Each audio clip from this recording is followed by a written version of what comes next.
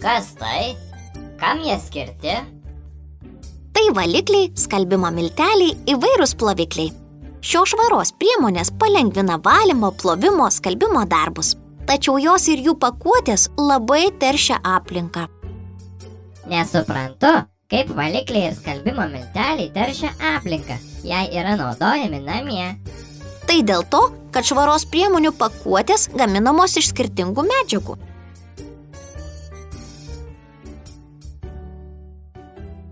Skalbimo milteliai pilami į kartoninės dėžutes ir plastikines pakuotes. Įvairūs valikliai pilami į stiklinius ir plastikinius butelius. Robotuk, turbūt prisimeni, kad stiklas ir plastikas labai ilgai išlieka aplinkoje, o popierius suyra per kelerius metus. Taip, prisimenu ir žinau, kad šiukšles reikia rūšiuoti, nes jas galima perdirbti ir panaudoti dar kartą. Šaunuolis, Robotuk, o ar žinai, kaip gaminamas popierius? Nežinau, papasakok. Popierius gali būti gaminamas dviem būdais.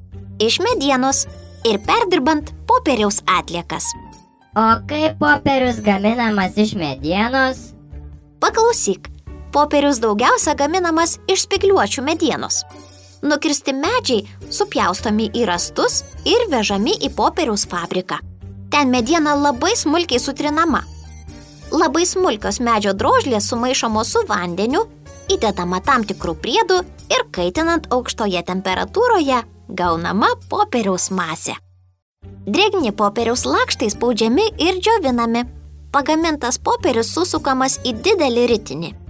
Šis pagamintas popierius dažniausiai yra skirtas rašyti, spausdinti, pakuoti, dekoruoti. Oho, iš tokio kieto medžio gaunamas popierius? Teisingai pastebėjai, Robotuk. Kieta tvirta medžiaga apdirbama gali virsti biria ar skista. Kaip įdomu. O dabar papasakok, kaip gaminamas popierius perdirbant popieriaus atliekas. Gerai, klausykis. Papasakosiu, kaip perdirbti naudotą popierių ir pasigaminti naujo. Naudotą popierių reikia suplėšyti ir sudėti į indą. Popieriaus skiautes užpilti karštų vandeniu, mirkyti 30 minučių. Popieriaus masę sudėti į kokteilinę ir išplakti. Į gautą masę įpilti lipalo, kad būtų tirštesnė ir tvirtesnė. Ja padengti tinklelį, laukti, kol išdžius. Toks rankų darbo popierius tinka sveikinimams, skirtukams gaminti, piešti. Popierių galima perdirbti net 6 kartus. Ir vėl sužinojau daug naujo. Abu tavo pasakojimai apie popieriaus gamybą buvo nuostabus. Ačiū. Tu taip pat gali tapti geru pasakotoju, jei įsiminsi, kad pasakojimas tai žodžiais nuosekliai atpasakota tikro ar įsivaizduojamo įvykio seka. Norint nuosekliai papasakoti tam tikrą istoriją ar įvykį, pasakojimas turi turėti tokias dalis: pradžią, įvykį arba eigą, pabaigą. Prisimink abu mano pasakojimus. Jų svarbiausia ir įdomiausia dalis yra popieriaus gaminimo eiga.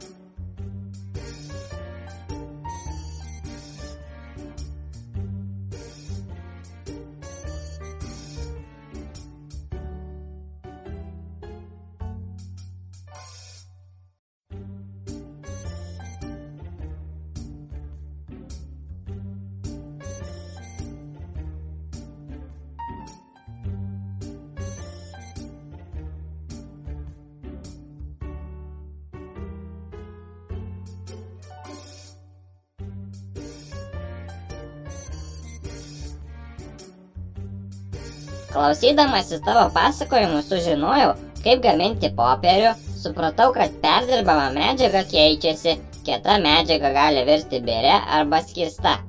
Taip pat dabar žinau, kaip sukurti gerą pasakojimą. Tu tikras šaunuolis. Puiku!